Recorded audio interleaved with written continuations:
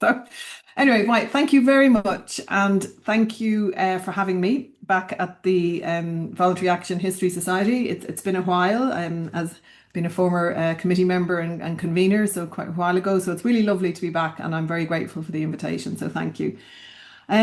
So I'm going to be speaking this evening, to sort of giving some reflections on a participatory research project, which was entitled Women's Grassroots Activism from 1918 to the present. And, ooh, sorry, no, there we go. So what I'm going to do, there's a beginning, middle, and end. Surprise, surprise. And I'm just moving you around so I can actually see the words. So I'm going to talk a little bit about the background to the project, and focus a bit on the concept of activism that we adopted for the project and the approach that we took to using participatory research, or PR, methodology for this project. And then I will sort of give you a better sense of what we actually did during the project, and some examples of how using PR in action during the project informed and enriched the project activities and outputs. And then finally, reflect a bit on what we learned from the project, its impact, and how using participatory research, which was the first time for all of us involved in the project, how we feel it expanded our understandings of vocabularies of activism, and particularly voluntary women's activism, which was the focus of our project. No, it's not. Sorry, it's been a bit funny about moving. Ah, there we, I have to move on manually. Right. Okay. So the official title of the I have to put the thing. The official title of the project is Agency and Advocacy: Locating Women's Grassroots Activism in England and Ireland, 1918 to the present. And this project ran from August 2023 to January 2025. So it's been finished for a while now. This was a project that was funded by the UKRI Arts and Humanities Research Council. It was a network grant. I think the grant, they've rejigged and repackaged all their awards. I think now it's the Curiosity grant, but when we applied, it was the network grant. And our research team was me. I was the PI, principal investigator. So I'm Caitríona Beaumont, and I'm a professor of social history at London South Bank University. The co-I, who it's wonderful, I think she's here, is Anne Logan. Hi, Anne. It's Dr. Anne Logan from the University of Kent. And then our other core research team members were Dr. Ruth Davidson of the IHR, and Dr. Anna Muggeridge, University of Worcester, and Rachel Collett, who was our network coordinator. And Rachel's finishing her PhD at the University of Liverpool.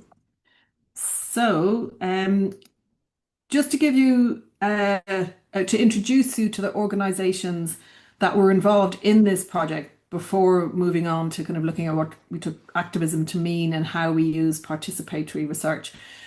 So I've just taken, we have a beautiful, which I'll come on to talk about, Activism 100 Plus toolkit that we created as one of the key outputs for this project. So I've just taken some screenshots from that to plug it, and as I say, I'll speak more about the toolkit later.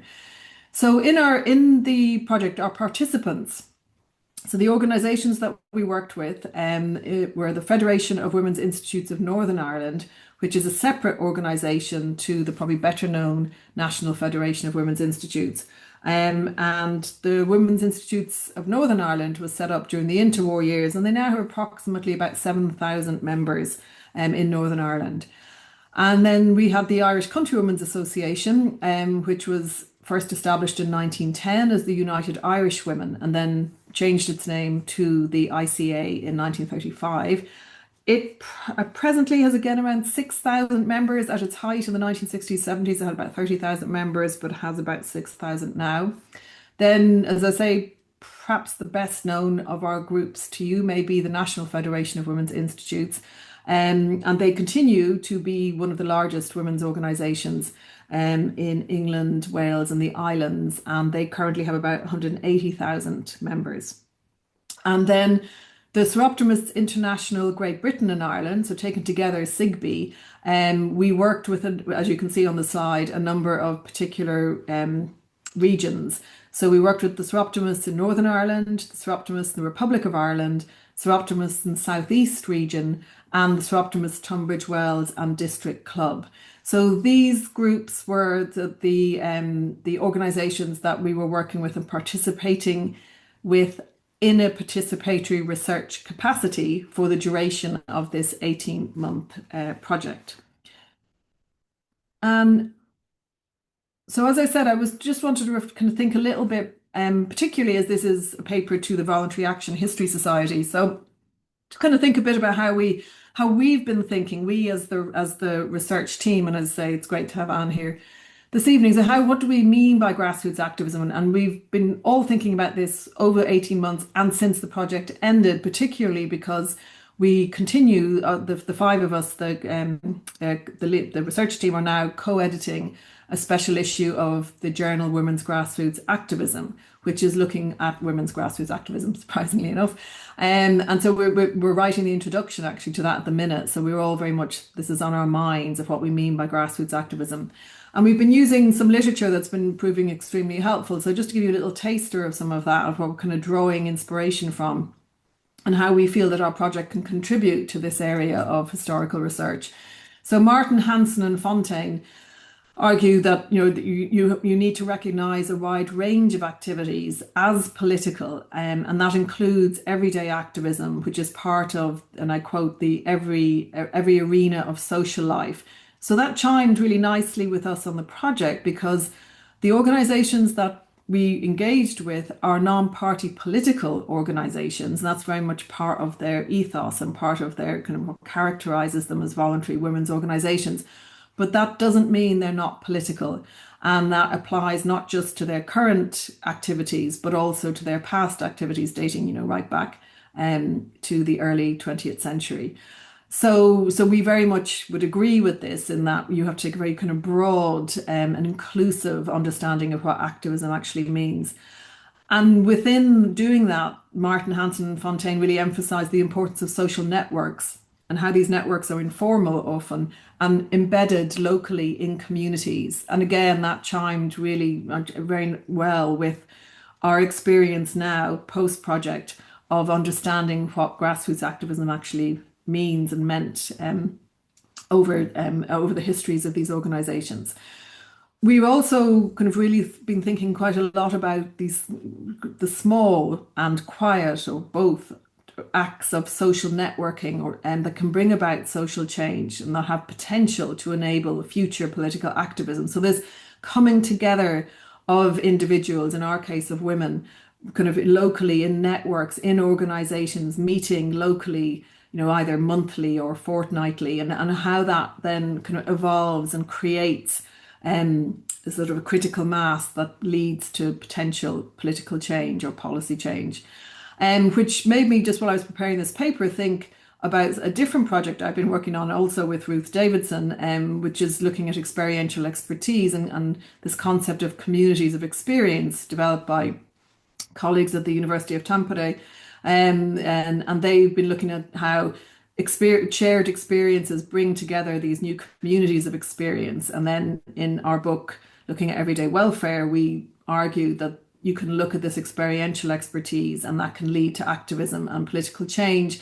So I think that there's evidence of that also reflecting back on what we've learned through undertaking this particular project.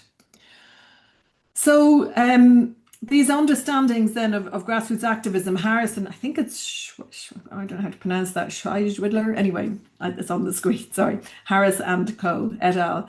These understandings of activism then can have really diverse meanings. So individuals who engage in activism, they write, may not identify as being activists. And that's absolutely, I think, something that we learned from the project, is that the women that we worked really closely with and engaged with in the various activities that we did, that some absolutely saw themselves as activists, but others just didn't, that just wasn't a word that kind of occurred to them. They did what they did, but they wouldn't have described themselves as activists. So vocabularies of activism varies across time and space, which is a really nice quote. I think that is helpful to us in making sense of our project. And there are also, as do the ways of doing activism, that also changes across time and space. And then Smith, Crozier de Rosa, and Wintermute kind of developed this idea as well, and thinking, that what people themselves understand of activism differs across regions and over time, and often bears little resemblance to scholarly analysis and categories of activism. And for someone who I kind of work a lot in social movement theory and teach a lot of social movement theory, I think this project is important, and we feel it's important in really expanding and kind of pushing out the boundaries of how academics view activism, and that you need to go way beyond kind of traditional definitions of what being an activist is. And I think that, again, we hope that we will contribute to that debate and that literature through the work that we produce through this project.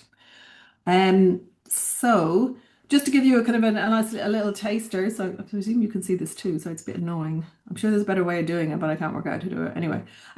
So this is an image from the National Federation of Women's Institutes website. Okay, that's better, website. And I think it's just a nice encapsulation of this idea of different vocabularies of activism. So, there's lots of different ways to make change in society and to enhance, as is the objective of all of our participant organizations, to enhance the lives of women, girls, and communities locally, nationally, and globally. And on that list there, there's, I'm sure some of them are very familiar, such as lobbying and, providing education, creating networks, offering training, engaging in craftivism, which might be a slightly newer concept to some of you, using music and drama as a way of encouraging women to kind of be more confident in being visible in public spaces, signing petitions, engaging in collaborations and different kinds of collective activism. So all of these kinds of activities all enable the amplification of women's voices. And that is something else that definitely, I think, all of us working on the project really felt that kind of shared objective and motivation to really to make women be heard and be seen in public life. And that's something that obviously was of concern to some of these organisations that existed pre-women winning the parliamentary suffrage, but it continues even today in 2026. So to come then to this concept of participatory research, which again, some of you may already be well familiar with, and some of you perhaps not so much. So I first came across kind of a sort of a definition of participatory research back in 21-22 when UKRI shared a memo. At the time I was a director of research at LSBU, so I received this email where universities were being encouraged to provide some funding to academics to encourage them to engage in participatory research. And the way it was defined, which I have since found really quite a useful definition, was that it's the co-producing research that strengthens research outcomes by involving the communities and users of research, better recognizing their experience, needs and preferences, and giving greater agency to communities to implement the findings of the research. So the idea here was that PR engages users of research throughout the research life cycle, from conception to outcomes. And that it's a methodology that foregrounds the needs of participants in research, engages in co-creation and co-production of research questions, design, methods, outcomes, and dissemination. So when myself and Anne and Ruth Davidson in particular in the beginning were meeting and wanting to apply for funding to enable this project, this was really quite useful in helping us think we felt innovatively and in interesting ways about how we could make use this approach for this project, because it seemed very much to resonate with the objective we had of uncovering grassroots activism that we felt had not been so well researched in the past. And then, of course, UKRI didn't invent participatory research. It has been around for quite a while. This is just one example of some literature written about participatory research from Bud L. Hall. Again, my experience also is it's been used very effectively in disability studies, following the ethos of nothing about us without us, which is kind of roots and grounds quite a lot of participatory research. I'm sorry, that's my doorbell. Sorry, I'm just going to actually. I'm really sorry. I'm going to have to answer the door, so you can have a breather. I'll be back in 1 second.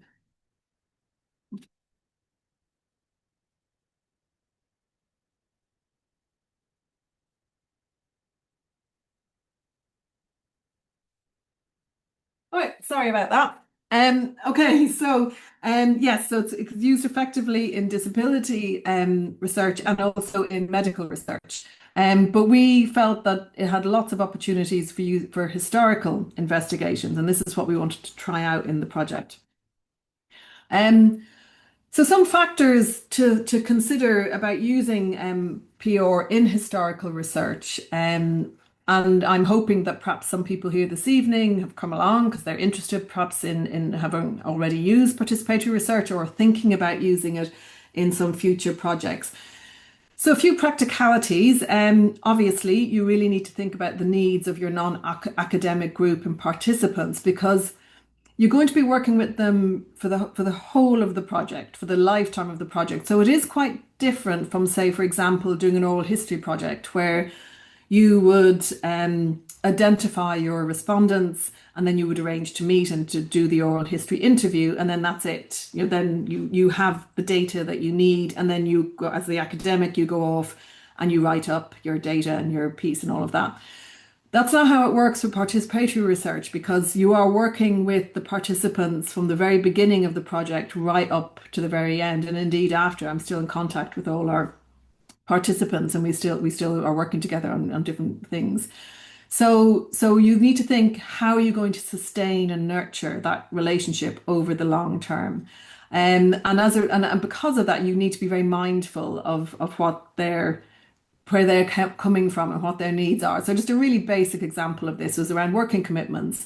So initially, when we thought about having our, as I'll come on to explain, pilot workshops, I think we were kind of thinking, oh well, we'll suggest some times and we'll do them during the day. But then it quickly emerged that we were working with the Soroptimists. This was the Soroptimists Club in Tunbridge Welland district, and these women were all working, so they weren't free to do it during the day. So we then had to do evening events.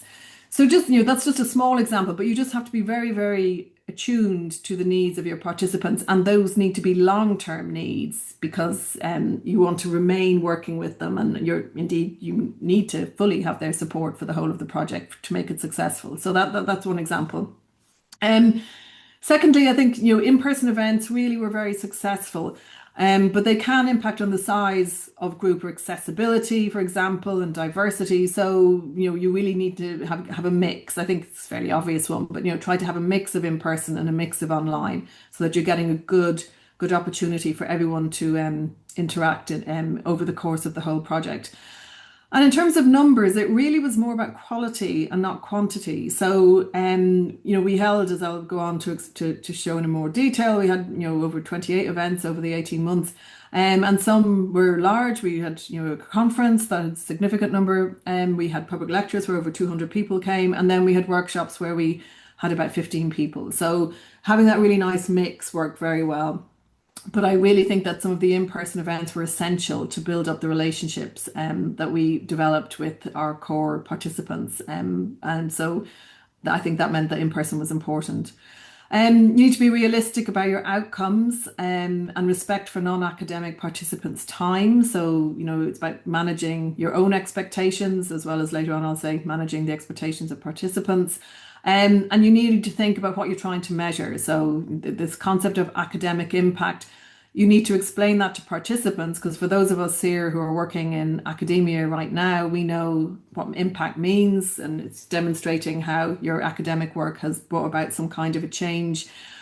But you need to explain that, and you need to ensure that the impact you're seeking is also impactful to your participants because it has to be an equal relationship, as it were, as much as it can be. It can't be just that you kind of, harvest all of this data and then get what you need to do and then they get nothing. So it has to be that very balanced relationship. So you need to work hard at that.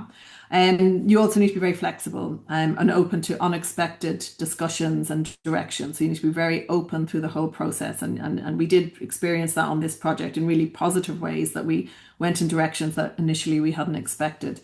And then think about the transaction. So obviously you've been given research funding, which is great. And then you're doing the project and you have things that you want to do and you have a plan, but there also has to be something in it for your participants.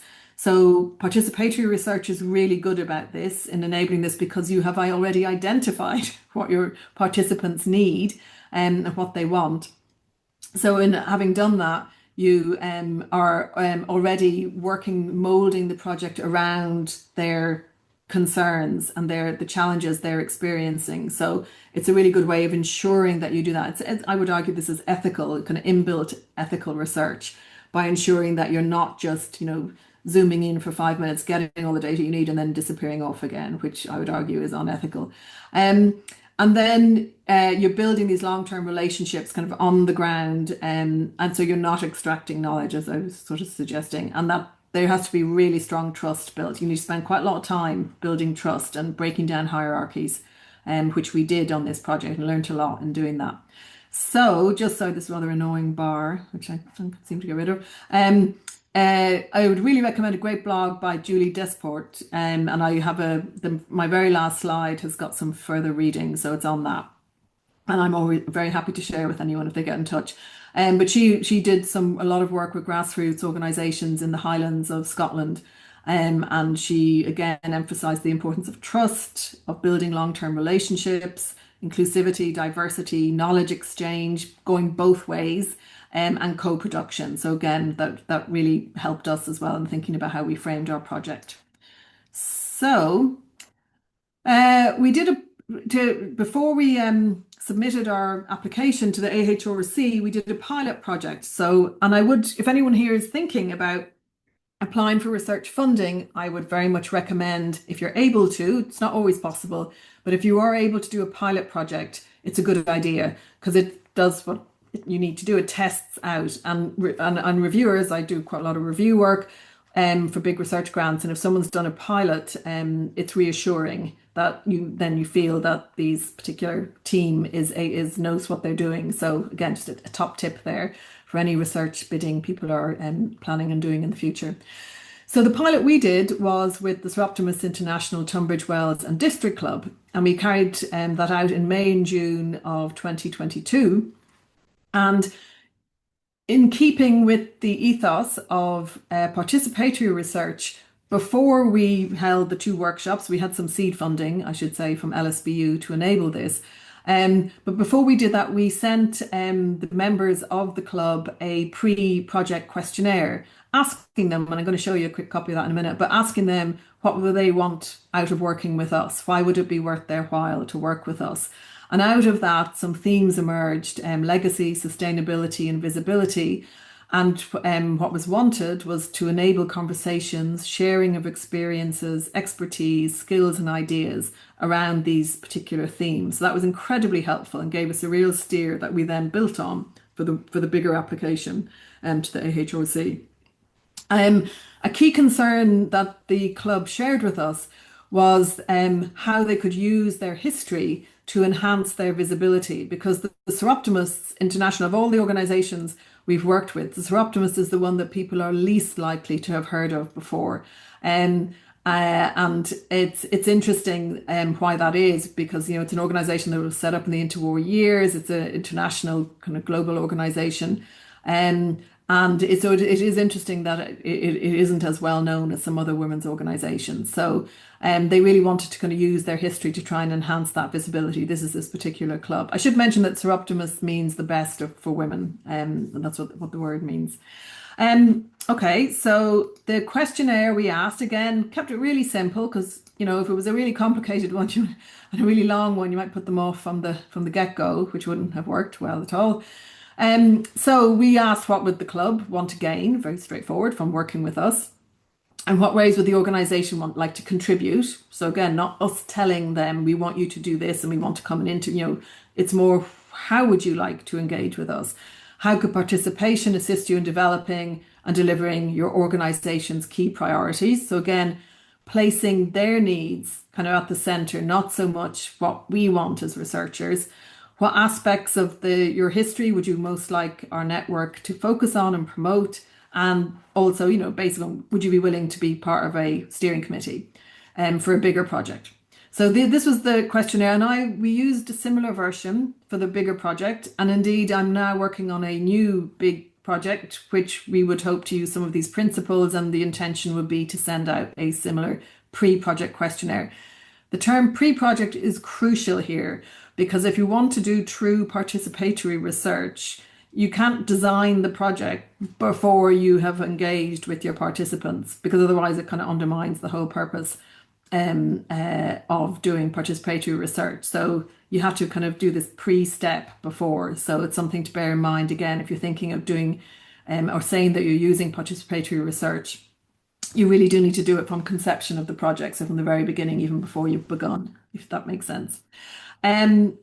So we did 2 pilot workshops because one of the challenges that the club said they experienced was what to do with their archives. And we've discovered since doing the whole project itself that this is a huge concern for women's organisations. Indeed, I would imagine for voluntary women's organisations across the board is we have all of these records, both old and, records from last week. What are we going to do with them all? How are we going to manage them? So we used the funding we had to employ a consultant archivist who was wonderful, Elizabeth Oxborough Cohen, who came in person and did a workshop with the club, with us there too, as the research team. And she designed that around all of the information that the club might need to design and create a managed collecting process.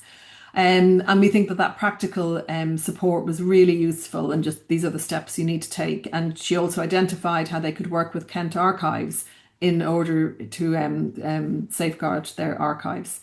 And for us as the researchers, we found it really useful to see how we can work with organisations and their archives, because of course, without organisational archives, we can't do any research. So you can see this is where the kind of the not the bargaining, but the transactional nature is that, we as historians need to have access to these archives, so we need them to be saved. But the clubs themselves want to save them just because they obviously feel the work they do is important, but then they can use them in order to encourage new members to join by making themselves more visible and by demonstrating the great importance work that they have done in the past.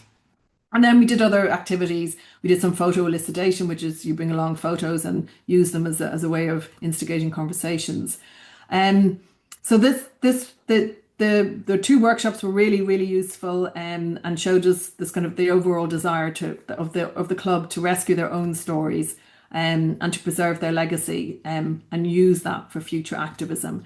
And we also talked a lot about material culture, or as I much prefer to say, stuff. So the stuff that they had in the club, how to preserve that.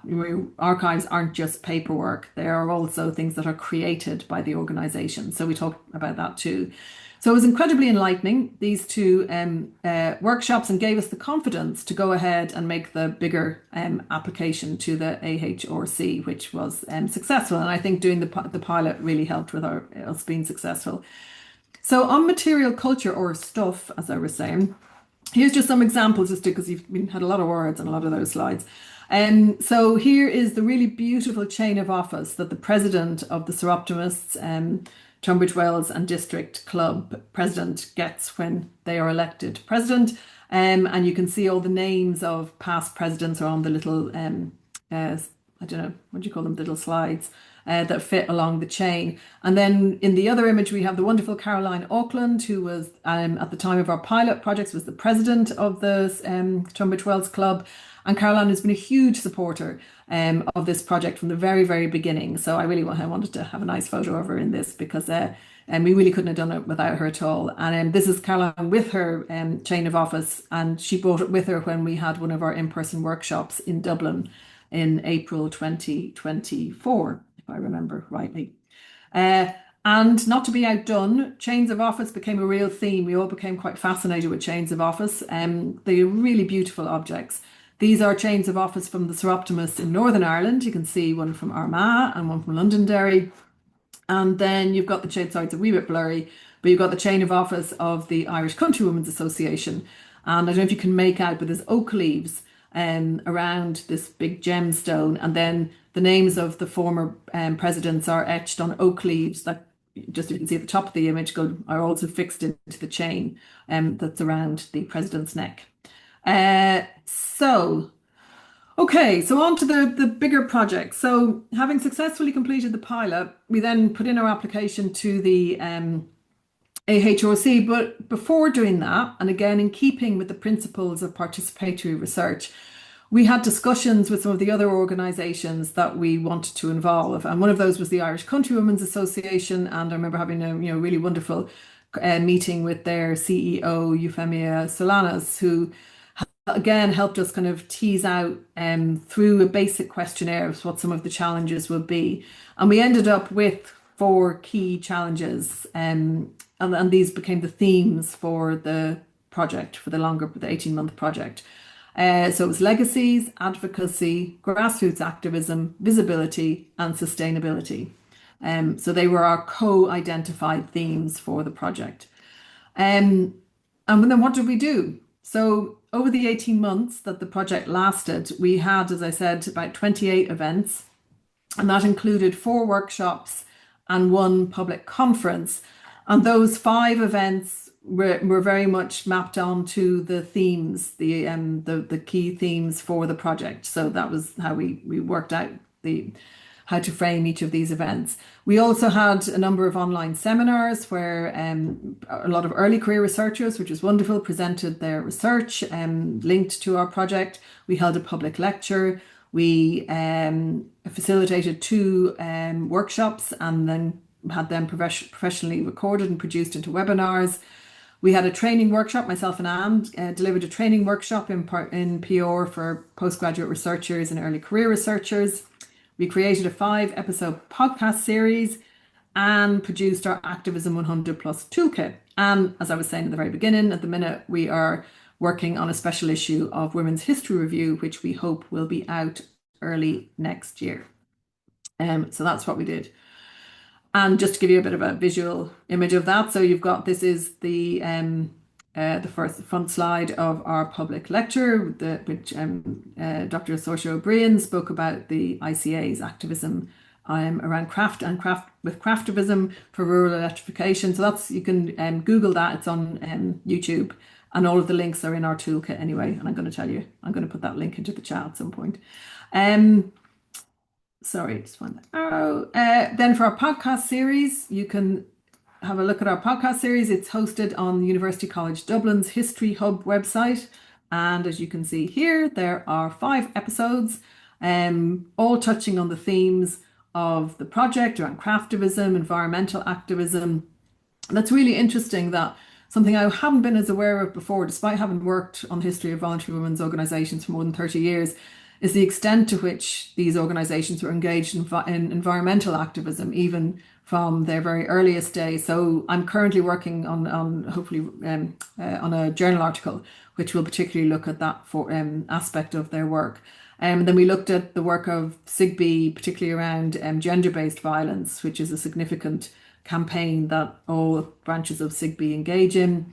And we looked at cross-border solidarity. So we uncovered relationships that really haven't been acknowledged much in kind of Anglo-Irish history between women's organisations, especially SIGB and rural women's groups like the WI and the Irish Countrywomen's Association. So anyway, it's all there. You can have a listen, and the link is there to the podcast. And then our toolkit, which we launched on March for International Women's Day this year, and it's hosted on a lovely web page at LSBU, and then you can read more about the project there, and then you can download the toolkit. So that's just give you an example of that, and then this is the actual toolkit itself. There's the link. If you Google it, it'll come up as well. And the idea of the toolkit was helping to enhance the lives of women and girls for another 100+ years, which was very much, as I was saying, the CEO of the Irish Countrywomen's Association sort of said, this is really why we want to be involved in this project, because we really want to continue to engage in the advocacy that we undertake for women and girls. I mean, we shouldn't really need it anymore, but unfortunately we do. So we need to have organisations like the ICA and our other participants continuing to highlight some of the inequalities experienced by women. Right, so I thought I'd put in a few more pictures, so to keep you awake. So this is one of myself with 2 members of the ICA in the act of recording our podcast at Grassroots, which is the adult education college in County Louth for the ICA. And then Yeah, sorry, I seem to be in all these pictures, so I'm a bit egotistical. But there's myself with the then president of the Soroptimist Republic of Ireland, Aisling Nolan. And this was at our the workshop we had at the National Museum of Ireland, Collins Barracks, in April 24. And you can't really see it, which is a shame, but Aisling is wearing her lovely chain of office for the Soroptimist Republic of Ireland. And then there's you, Anne. I did have a picture of you, so don't take umbrage. There's Anne. This is when we had a workshop in Dudley in September 2024, and then as part of that, we visited the Black Country Living History Museum, and we had a sort of a reenactment of a postnatal class, which was quite hilarious. So we were all laughing. And then on the other side, you can see an example of craftivism by the local members of the WI who came and joined us at this particular workshop, and encouraging women to have cervical screening, which was a campaign that the National Federation of Women's Institutes been involved in from the 1950s and 1960s, and very much helped instigate that campaign. So, and you can see the knitted ovary there as part of the craftivism to make people aware of the importance of undertaking that screening. Okay, so some of the benefits to the participants, and I would stress that I kind of drew up this list in collaboration with our participants. So again, remembering that participatory research, it all has to be done collaboratively. So in discussions with our key participants, we definitely, I think, and another way of putting this is helping us identify some of the kind of academic impact of the project as well. So a number of those involved with us during the 18-month project have now developed and adopted new archive policies. So, for example, the Soroptimist Republic of Ireland set up a new archives committee to talk and think about action they need to take on this issue. The Tunbridge Wells and District Club devised their own archive policy. The Soroptimists in Northern Ireland and the Women's Institutes in Northern Ireland have been in discussion with PRONI, which is the Public Record Office of Northern Ireland, and they're now in discussion about having their organisational archives held in PRONI. And the Irish Countrywomen's Association, particularly the Wexford branch, who we worked with quite closely, they have donated their organisational archives to the Wexford County Council archive. So there's real evidence of change happening because of the project, and ensuring that these really important records of activism by women locally embedded in their communities is being safeguarded and is going to be saved, for posterity. There's also evidence in us speaking and engaging with members through all of the events that we did, that there was a growing awareness of the importance of curating and safeguarding archives, not just for the sake of it itself, but for what you can do with the archives in terms of using them for exhibitions and digital exhibitions. It doesn't always have to be in person, and that they're a way of making more visible the existence of these organisations and highlighting the important work that they do. And as a similar point to the next point on my slide is about, that visibility not only fully and properly acknowledges the legacy of these organisations who have been in existence for so many years and have contributed so much, but are often overlooked as, so-called not being radical enough, or not being feminist enough, or not being activist enough, and that they can use the archives and the history of the organisation and knowing about it, and passing those stories down through the generations. So having intergenerational conversations about these histories is really important. And I think the feedback that we've been getting from participants is how the project has helped raise important questions about how to ensure that local branches in particular, but not only, get enough support about information about how to preserve their archives, who to get in touch with, who will help them, who will tell them what the right boxes are to buy and help you fund buying them to put your archives into, so that they're not sitting up getting rained on in an attic, or being in under a window, so they get all faded and ruined. And finally, just that point I mentioned earlier, the project helped kind of us really acknowledge the histories of cross-border and cross-organisational networks between these voluntary women's organisations spanning England and Wales and the island of Ireland. And I think our project enabled new networks to be created, because one of the things we actually, I think all of us in the research team found quite surprising is how little communication or contact there was between these organisations. And not just between organisations in Ireland and in England, but even in Ireland, well, Ireland is slightly different, but in England, because these are organisations who have, a shared rich history of advocating on behalf of women, and are currently incredibly active and advocating around, really important issues like domestic violence, for example. And yet they didn't seem to be talking to each other that much. So we felt what was good about the project is we created spaces where they did begin to speak to one another, and to then now the challenge is to keep on those conversations now the project has ended. So that was a really interesting, I think, a benefit to participants and to scholarship and to us. So as when I say what we learned, I mean as academics, what we learned is a lot. So we learned, and again a slide for what do you call it, a screenshot, a screen grab from our 100 plus activism toolkit. Sorry, I forgot the word there for a minute.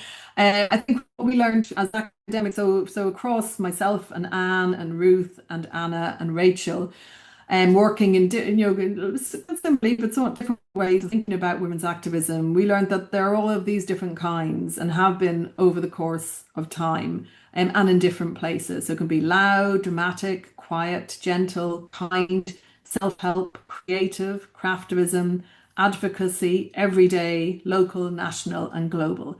And I still think these were we have evidence of all of this from the work that we did in the project and what we learned from our participants.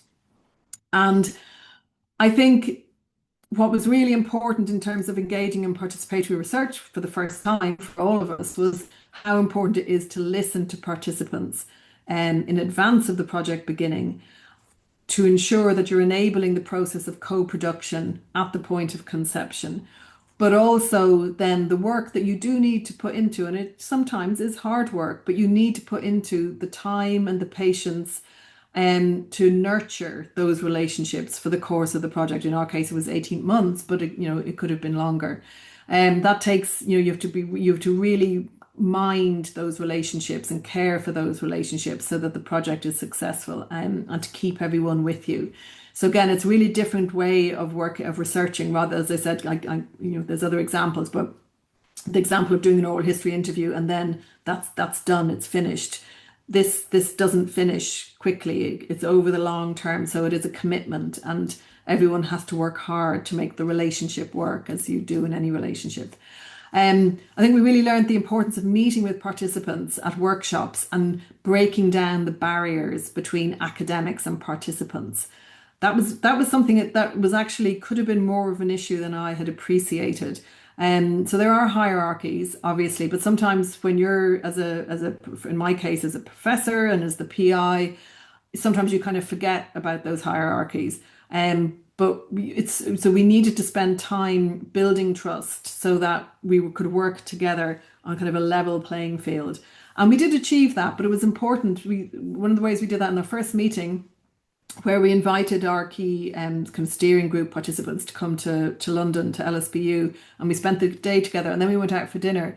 And it was really over dinner that everything kind of loosened up, and we learned, through the conversations we had, that some of the participants, had said to me, we were really nervous, and we just thought that you'd be really stuck up academic who would be just kind of telling us what to do, but that's not the case, and you very much want to learn from us, and you're listening to us, and so that was a lovely moment. And I think that after that day, that first workshop, I felt quite confident that we had cracked it. But you needed to be mindful of that. Participatory research isn't going to work if you sustain hierarchies of power. You have to break those down, and we were lucky that was actually quite easy for us to do, and with the people that we were working with, it worked quite well. And then the other thing is that you need to use to step back as academics, as the co-I and the PI and the research team.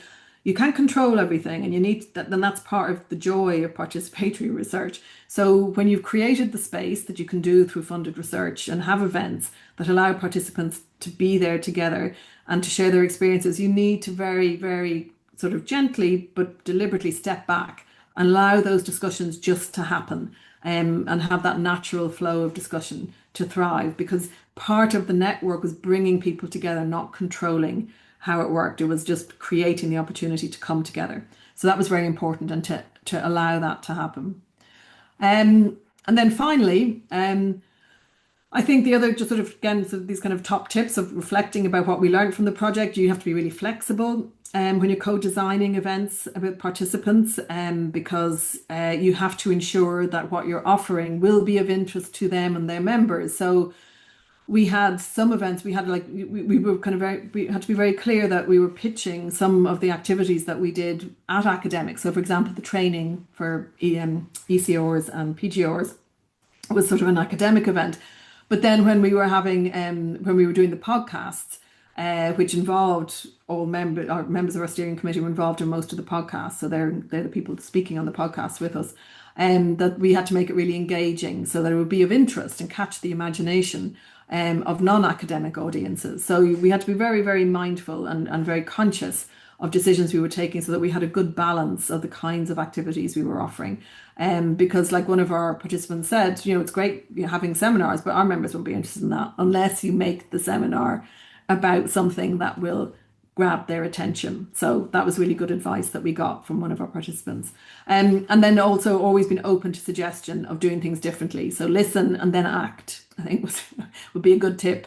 And to continue to always appreciate and acknowledge the time that's been given up by the participants. Because in our case, we were working with women who were already volunteering in their roles in the women's organisations they were members of. And then they were on top of that, double volunteering, as it were, to take part in our project. And that was a huge amount of time. And some of these women were working, were busy, had other caring responsibilities. So just to always be very, very appreciative of that and accommodating of that. And then finally was about collaborations, just how important collaborations are, particularly when these organisations have so much in common. In terms of how they want to enhance the lives of women, and for us as researchers, and in my case as a feminist historian, who again has the same goal. So why not try to work together to achieve our aims? So that is it, a kind of whistle-stop tour of our project and some of the reflections I had on the project. And I just, as I promised, just that very final slide is just some of the references if people are interested. You can always just take a photo of that if you want, but also I'm very happy to pass that on to anyone. If you get in touch with me, I can just send you that slide separately. Okay, all right, I think that is me done.